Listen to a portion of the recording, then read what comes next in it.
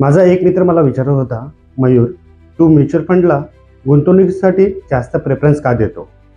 तर मी त्याला विचारलं, ही रेड कार आहे आणि ही येलो कार आहे. यापैकी कोणती कार जिंकेल? तर तो बोलला, असं कसं सांगू शकतो? कलरवरनं नुसती रेड कार आणि येलो कारवरनं. बोललो बरोबर आहे. पण जर मी तुला सांगितलं ही रेड कार 15च्या स्पीडने धावते आणि ही येलो कार 10च्या स्पीडने धावते, तर कोणती जिंकेल? त्याने सांगितलं, नक्कीच रेड कार. तुला तसंच आहे. इक्विटी मार्केटने आतापर्यंत इतर ॲसेटपेक्षा जास्त रिटर्न्स दिलेले आहेत, म्हणून मी इक्विटी मार्केटला प्रेफरन्स देतो. परंतु इक्विटी मार्केटमध्ये गुंतवणूक करताना मला तेवढा अनुभव किंवा नॉलेज नाही आहे, किंवा मला तेवढा टाईम नाही आहे आणि ट्रॅकिंगला सिस्टम माझ्याकडे नाही आहे.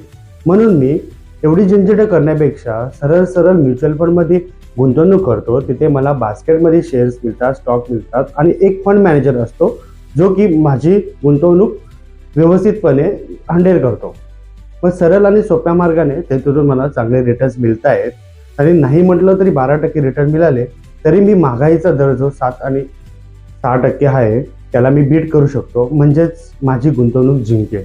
म्हणून कोणताही टेन्शन न घेता मी म्युच्युअल फंडमध्ये गुंतवणूक करण्याला प्रेफरन्स देतो. जर तुम्हालाही अशी निर्धास्तपणे आणि शांत चित्ताची गुंतवणूक करायची असेल तर नक्कीच मला दिलेल्या नंबरवरती कॉन्टॅक्ट करा. माझी टीम तुमच्याशी कनेक्ट करेल. Thank you. Fund investments are subject to market risks. Read all scheme related documents carefully.